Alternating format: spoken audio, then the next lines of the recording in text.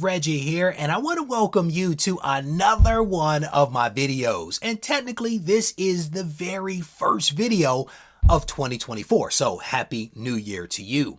I received a message from a subscriber by the name of Rob about a day ago, and his message has been bouncing around in my head, and I wanted to use his message to kick off this video and also the new year. And I want to read an excerpt from what he actually says. Rob says that if he spends too much time in other groups, the negativity and bickering that goes on nearly makes him want to have a bonfire with his collection as fuel. He highlights that the positivity that he gets from this channel and from the community that surround this channel are indeed something that is fantastic. And so huge shout out to Rob for taking a moment to send me that message. And I think that what he highlights here is really important. There is a great deal of negativity that is out there in the world, period. And as a result of that, that negativity also exists in the hobby as well. It is the nature of the beast. There are also lots of controversies that are always swirling about, some bigger than others, but there are always these controversies. And one of the things that I want to highlight to you and also to myself is that we should not allow the noise, the controversies, the bickering, the fighting to distract us from enjoying this hobby. There are, in my opinion, a lot more good things that are happening in the hobby than bad things. And again, some of the bad stuff is really bad, don't get me wrong. But I find that the hobby is still enjoyable to me. And so hopefully you would agree with that. Hopefully you find more good than bad. And so again, as we kick off the new year, it's important to refocus on why we are here. We are not necessarily here for the controversies, I don't think. We're here for the escapism that comes with comics. We are here for the enjoyment and the entertainment that comes from reading the stories and from, appreciating the artwork.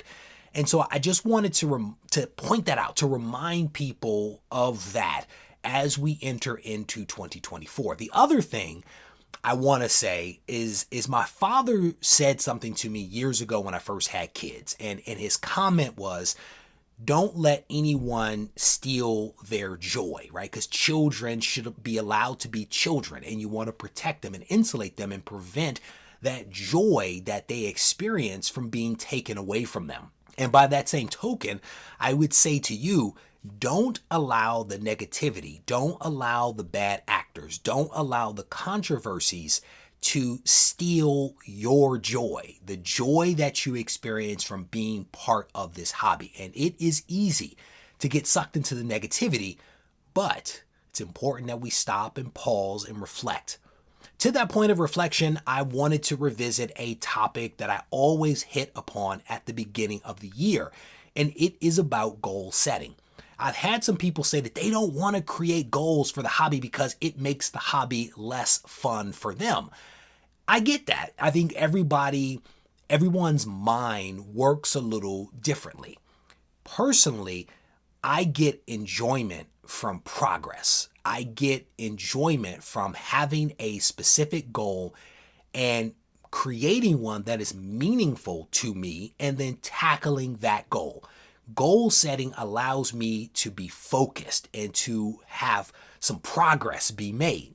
And so some people feel that the structure makes the hobby less enjoyable. I get that. But for me, it is the opposite. Trust me when I tell you. So for those people that might think like me, for those people that want to improve their collections, for those people that want to have a little more focus, for those people that want to give a little more structure to how it is that they enjoy the hobby of comic book collecting, I want to encourage you to listen up. I would encourage you to take some time over the next few weeks to create SMART goals for yourself. And maybe you've never heard of a SMART goal before, but what I will tell you is that the data suggests that people are 70 to 80% more likely to achieve their goal if they actually have a SMART written goal because it gives focus to what you are doing. SMART is actually an acronym that is broken down into a few components, and it stands for specific, measurable, achievable, relevant, and also time-based. That's the SMART.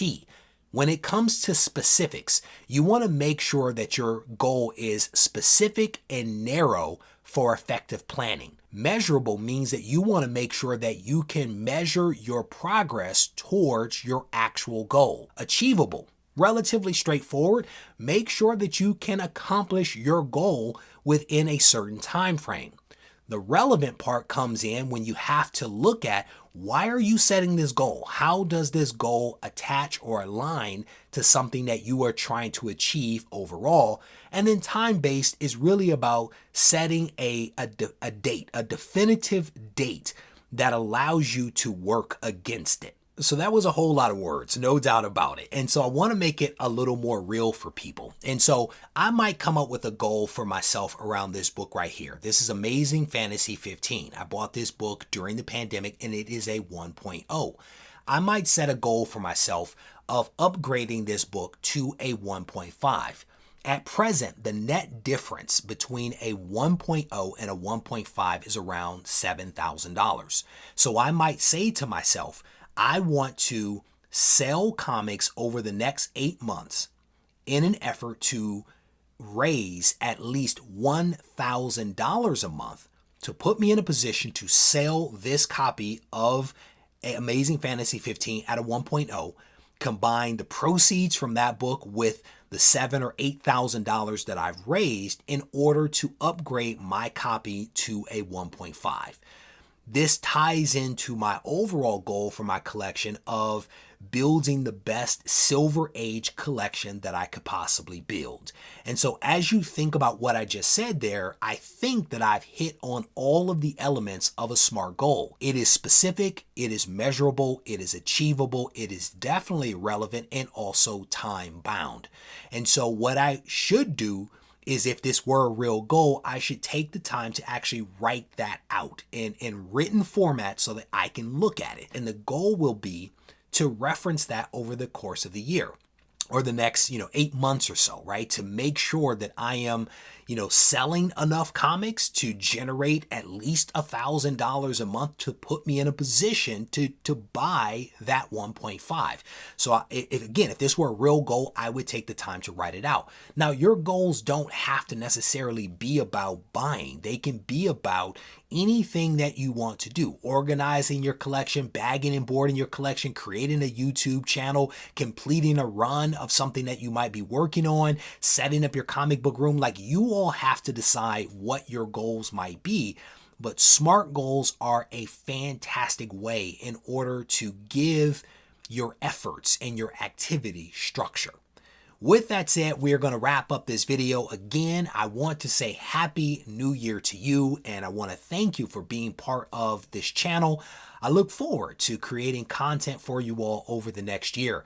If you haven't yet subscribed to the channel, I definitely want to encourage you to do that right now. If you enjoyed the video, give it a thumbs up. And if you want to reach out to me, you can do it on Instagram at Regie Collects. Take care. This thing on? Mic check. I just want to make sure y'all can hear me clearly.